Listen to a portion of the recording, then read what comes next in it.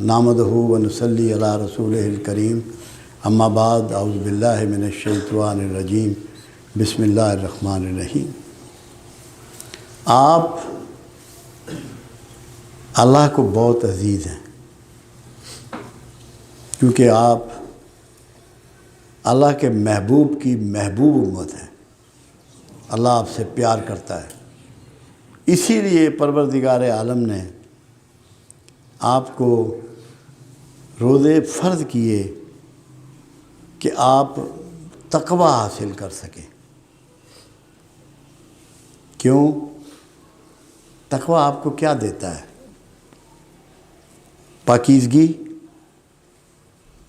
پاکیزگی عطا کرتا ہے، مہذب بناتا ہے، کامیاب کرتا ہے، خوشحال کرتا ہے، مطمئن کرتا ہے۔ اللہ آپ کو مطمئن حالت میں دیکھنا چاہتا ہے کہ میرے حبیب کے امتی، میرے حبیب سے پیار کرنے والے مطمئن اور کامیاب زندگیاں گزاریں اور میرے پاس آ کر بھی کامیابیوں کے ساتھ اپنی اگلی منزلوں میں اپنے راستے تلاش کریں اور ان میں جگہ بنائیں۔ جس کے لیے اللہ نے آپ کو تقوی کی منزل تک پہنچانے کے لیے آپ کو رمضان دیا، روزے دیے، رمضان میں قرآن دیا، رمضان میں ہی رسول اللہ صلی اللہ علیہ وسلم کی بطور نبوت کا اناؤنسمنٹ کروائی، اور تقوی کے لیے آپ کو روزوں کا ترتیب دی، ایک سسٹم دیا تربیت کے لیے۔ اور تقوی کیا ہے؟ آپ کی زندگیوں کا ڈسپلن سے شروع ہونے کا نام تقوی ہے، اور نفس مطمئنہ کی حالت پہ اس سفر کو ختم کرنے کا نام تقوی ہے۔ نفس مطمئنہ وہ ہے جس نے اپنا سب کچھ اپنے مالک کے حضور بیچ دیا ہے۔ اب آپ سے اللہ چاہتا کیا ہے؟ اللہ یہ چاہتا ہے کہ جو معمولات رسول ہیں صلی اللہ علیہ وسلم، جو معمولات رسول ہیں، جو رسول اللہ صلی اللہ علیہ وسلم کا ڈسپلن ہے، اس کو اس مہینے میں سیکھ لو اور اس کے مطابق زندگی گزارنی شروع کر دو۔ دنیا میں بھی باعزت ہو جاؤ گے، آخرت میں بھی باعزت ہو جاؤ گے۔ آپ کے شب و روز کو بدلتا ہے، آپ کی زندگی میں ایک ترتیب چاہتا ہے۔ کیا اب آپ کا جاگنے کا ٹائم ہے؟ کیا سونے کا ٹائم ہے؟ کھانے کا ٹائم ہے؟ کتنا کھانے کا ٹائم ہے؟ لباس کو پاکیزہ رکھنے کا وقت ہے؟ کون سا طریقہ رسول ہے، معمول رسول ہے جو آپ نے اپنایا ہوا ہے؟ کس بنا پہ آپ کہتے ہیں کہ آپ شفاعت رسول کے حقدار ہیں؟ ہر وہ کام ہم نے رواج دے رکھا ہے جو طریقہ رسول کے مخالف ہے، نعرے عشق مصطفیٰ کے ہیں۔ اسلام نعروں کا نام ہے، اسلام ایک پروگرام کا نام ہے، ایک سسٹم کا نام ہے، اپنے آپ کو بدلنے کا نام ہے۔ اور اللہ کا یہ سنت ہے، اللہ کی یہ طریقہ ہے کہ جو ڈسپلن نہیں ہے، جو اخلاق میں درست نہیں ہے، اللہ نے اس سے راضی نہیں ہونا، جہاں مرضی چلا جائے۔ ڈسپلن میں درست کرنے کا نام روزہ ہے۔ اللہ کے رسول کب اٹھتے تھے؟ رات کو تہجد کے وقت، جسے علامہ نے کہا کچھ ہاتھ نہیں آتا بے آہ سحر گاہی۔ راتوں کو سجدے کرو، راتوں کو گڑگڑاؤ، راتوں کو رو، معافی مانگو۔ جاگنے کا وقت بتا رہا ہے روزہ۔ پھر فجر کا وقت آپ کا متعین کرنا ہے کہ عملی زندگی شروع ہو گئی ہے، میں نے سورج کو طلوع کر دیا، روشن کر دیا دن کو، کہ تو کام کر۔ دن بھر تو نے کام کرنا ہے، نوکری کرتا ہے، کاروبار کرتا ہے، تبلیغ کرتا ہے، دین کا کام جو بھی ہے، تجھے اپنی پوری نیک نیتی سے اپنا کام کرنا ہے۔ دوسروں کے معاملات میں دخیل نہیں ہونا۔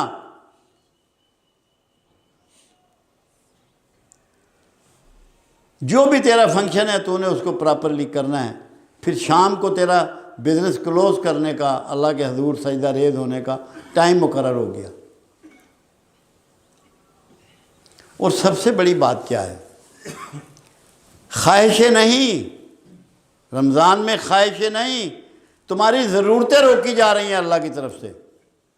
کھانا تمہاری ضرورت ہے، پینا تمہاری ضرورت ہے، دوستوں سے گپیں مارنا تمہاری ضرورت ہے، ازواج کے پاس جانا تمہاری ضرورت ہے، مگر اللہ روک رہا ہے اس کو.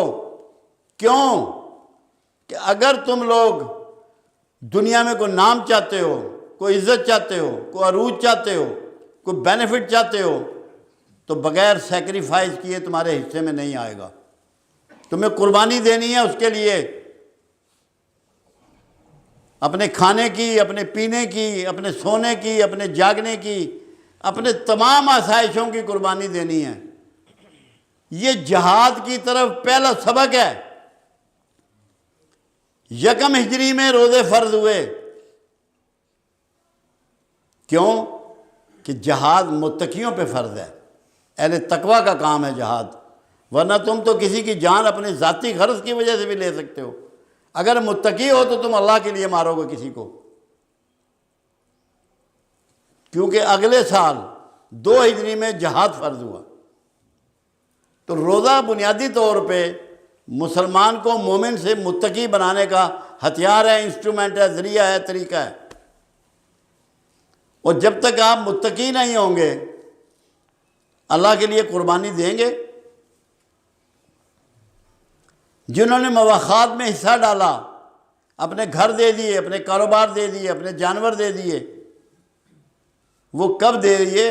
جب وہ اس بات کے لیے راضی ہو گئے، انہوں نے اس طریقے کو زندگی میں اپنا لیا کہ ہمیں اپنے اللہ کو راضی کرنا ہے. اس مال کی کوئی ویلیو نہیں، اس پوزیشن کی، اس مکانوں کی، اس بزنس کی کوئی ویلیو نہیں. روزہ آپ کو سیکریفائز کرنے کا درس دیتا ہے، چھوڑنے کا درس دیتا ہے. اور ہر برائی وہ شیطان کی طرف سے ہو یا آپ کے نفس کی طرف سے ہو. جب میں نے بات کی ہے کہ نفس مطمئنہ کی، اس لیے کی ہے کہ نفس امارہ، نفس لوامہ میں ہم گھرے ہوئے ہیں. اگر ہم قربانی کے جذبے سے کام نہیں کریں گے تو نفس مطمئنہ تک ہماری رسائی نہیں ہوگی. ہمیں قربانی کی سوچ کے ساتھ روزہ رکھنا ہے کہ جہاں آپ اپنی بھوک پیاس اور شہوت اور لذتیں چھوڑ رہے ہیں، آپ کو سب کچھ اللہ کے لیے قربان کرنا ہے. یہ بنیادی ٹریننگ ہے. ہماری تو حالت یہ ہے کہ ہم لوگ اس وقت دنیا کی شاید سب سے کمزور قوموں میں زندہ ہیں اخلاقی طور پر. میں نے جاپان کی ایک بات سنی، میں دنگ رہ گیا، میرے آنسو نکل آئے. انہوں نے کہا جاپان میں لوگ مغرب کے بعد سو جاتے ہیں. عشاء کا تو خیر ان کے پاس تصور نہیں ہے، ارلی سو جاتے ہیں اور صبح 5 بجے اپنے کاموں پہ کھڑے ہوتے ہیں. کیا یہی درس، یہی معمولات زندگی نہیں ہیں جو پروفٹ نے دیے ہیں؟ کون سے ہیں؟ جو 12 بجے اٹھ کے برنچ کر رہا ہے وہ دین کی بات کرتا ہے، وہ اچھا لگے گا؟ جس نے سورج کو نکلتے ہوئے دیکھا ہی نہیں ہے. اگر آپ لوگوں کو نفس مطمئنہ تک پہنچنا ہے اور اس کی جستجو کرنی ہے، پھر آپ کو قربانی سیکھنی پڑے گی. اپنے جذبوں کو، اپنے لالچ کو، اپنے غصے کو، اپنی نفرت کو، اپنی عناد کو، اپنے حسد کو، اپنی شہوت کو اللہ کے لیے چھوڑنا پڑے گا. یہ تو کھانے پینے کی چیزیں آپ سے چھڑوانا، یہ تو اس لیے ہے کہ اس سے آپ اپنے جسم کو قابو کرتے ہیں، تو اس سے آگے بڑھتے ہوئے آپ اپنی روح کو بھی قابو کریں.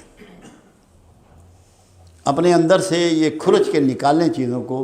رمضان کو غنیمت سمجھیں. حالانکہ رمضان کے معنی، کیونکہ ٹائم نہیں، میں ادھر نہیں گیا، رمضان کے معنی جھلسا دینے کے ہیں. جھلسا دینے والا یا جھلسا دینے والی طاقت کس کو جھلساتی ہے؟ رمضان گناہوں کو، ان کے اثرات کو. اور آسان ہے، جب آپ توبہ کرتے ہیں آپ کو کیسے کنفرم ہوگا کہ میری توبہ قبول ہوئی ہے کہ نہیں ہوئی؟ اللہ کا کوئی ایسا نظام نہیں ہے کہ بندے کو یہ نہ پتہ لگے کہ میری نماز قبول ہوئی ہے کہ نہیں، میرا روزہ قبول ہوا کہ نہیں، نہ حج قبول، ہر چیز کا پتہ لگتا ہے، کیونکہ اس کے اللہ نے بیان میں فرما دیا کہ روزہ تمہیں صاحب تقوی بناتا ہے، نماز تمہیں فحش و منکر سے روکتی ہے، زکوٰۃ تمہارے مال کو یزکی کرتی ہے۔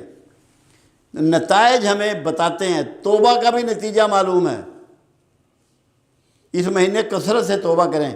توبہ کا نتیجہ یہ ہے کہ جس گناہ سے آپ توبہ کر رہے ہیں اس کی یاد جب اللہ آپ کے دل سے مٹا دیتا ہے اور وہ جو گلٹ اندر پیدا ہوتا ہے اس کو دھو ڈالتا ہے، اس کا مطلب ہے کہ توبہ قبول ہو گئی ہے۔ کثرت سے توبہ کریں، اور توبہ جو ہے وہ مستقبل کی کمٹمنٹ کا نام ہے، اللہ سے وعدے کا نام ہے۔ جو پچھلے غلطیاں کی ہیں وہ اس میں معافی مانگنی ہے، وہ معافی ہے۔ ہم نے تحفہ اور معافی کو گڑمڑ کیا ہوا ہے۔ توبہ کمٹمنٹ ہے، وعدہ، اللہ سے پرامز، وعدہ کرو اس سے کہ کل سے یہ کام نہیں کروں گا۔ اگر آپ دنیا میں عزت چاہتے ہیں، احترام چاہتے ہیں، تو سب سے پہلے جو آپ بانٹیں گے وہ آپ کو مل جائے گا۔ لوگوں کی عزت شروع کریں، لوگوں سے محبت شروع کریں، لوگوں کی خدمت شروع کریں۔ اپنی پہچان کے لیے نہیں، اپنی شہرت کے لیے نہیں، اپنی کسی معاشی معاوضے کے لیے نہیں، اپنی غلطیوں کی معافی کے لیے اور جو ذلت کا عذاب ہے اس سے بچنے کے لیے۔ جب آپ لوگوں کی عزت کریں گے اللہ آپ کو عزت داروں میں شامل کر دے گا۔ جب آپ لوگوں سے محبت کریں گے اللہ آپ سے محبت شروع کر دے گا، اور جب آپ لوگوں کی خدمت کریں گے تو اللہ آپ کے لیے خادم کھڑے کر دے گا۔ دوسرا، ہمارے اپنے ملک میں حالات جو ہیں معاشی طور پہ دگرگوں ہیں، اس کا بہت آسان راستہ ہے کہ آپ اپنی زندگی میں کفایت شواری سے کام لینا شروع کر دیں، سیونگ شروع کر دیں، بچت شروع کر دیں، سادگی کو اختیار کر لیں تمام تقریبات میں، مرنے سے لے کے اور شادی بیاہ کی، اور سچائی پہ گامزن ہو جائیں۔ جھوٹوں کو اللہ کبھی عزت و توقیر عطا نہیں کرتا، کیونکہ اللہ کے رسول صلی اللہ علیہ وسلم کے فرمودات کے مطابق جھوٹا مسلمان نہیں ہوتا۔ ہمارے ہاں جھوٹ سے بھی بڑھ کے ہم بہت زیادہ منافقت میں چلے گئے ہیں۔ اس سے بچیں، سادہ زندگی اختیار کریں، اللہ سے کثرت سے توبہ کریں، اور جو اللہ سے کمٹمنٹ کریں اس پہ پورا اتریں، اور جو کوئی بھلائی کا کام آپ سے ہو سکتا ہے چھپا کر یا ظاہرہ، دونوں حالتوں میں اجازت ہے بھلائی کرنے کی۔ صرف یہ نہیں ہے جیسے مانگنے والے کو بھی دو، نہ مانگنے والے کو بھی دو، ظاہرہ بھی دو، چھپا کر بھی دو۔ تو اس مہینے میں آپ کثرت سے لوگوں کا دل جیتیں، جو آپ کی غیر موجودگی میں آپ کے لیے اللہ سے دعا کرے، اور جب دوسری زبان آپ کے لیے دعا کرتی ہے وہ دعا تیر کی طرح قبول ہوتی ہے۔ آپ کی دعا تو شاید تھوڑا وقت لے لے گی قبولیت میں، مگر جو کوئی دوسرا آپ کے لیے آپ کی غیر موجودگی میں دعا کرے گا تو اللہ کے فضل و کرم سے وہ اتنی جلدی مقبول ہوگی کہ آپ کی عقل حیران رہ جائے گی۔ مگر دعا کیا یہ کیا کہ کافی ہے جی میرے لیے دعاؤں کی درخواست ہے، میں دعاؤں کی درخواست کرتا ہوں، یہ تو کوئی راستہ نہیں ہے دعاؤں کا۔ دعاؤں کا طریقہ یہ ہے کہ کسی کا دکھ دور کر دو، کسی کا دکھ بانٹ لو، کسی کو سکھ پہنچا دو، لوگوں کو آرام کا باعث بنو، امت کا درد پیدا کرو۔ رسول اللہ صلی اللہ علیہ وسلم جو سب سے زیادہ محبت تھی آپ کو وہ اپنی امت سے تھی۔ امت کے علاوہ آپ نے راتوں کو جاگ کے کسی کے لیے دعا نہیں کی، امت کی بہتری کے لیے، فلاح کے لیے، بخشش کے لیے۔ اگر آپ آج درد مصطفیٰ کو اپنے سینے میں پرو لیں، بھر لیں، تو آپ کے ساتھ بھی اللہ کے معاملات خاص ہو جائیں گے۔ جیسے کملی والے کو اپنی امت سے محبت تھی، درد تھا، آپ اللہ کے رسول کی امت سے محبت شروع کر دیں، اس کا درد اختیار کر لیں، اس کی عزت اختیار کر لیں، اللہ تعالیٰ سب کے لیے آسانیاں لکھ دے گا، مہربانیاں کر دے گا اور اپنا فضل کر دے گا۔ آج مختصر ٹائم تھا،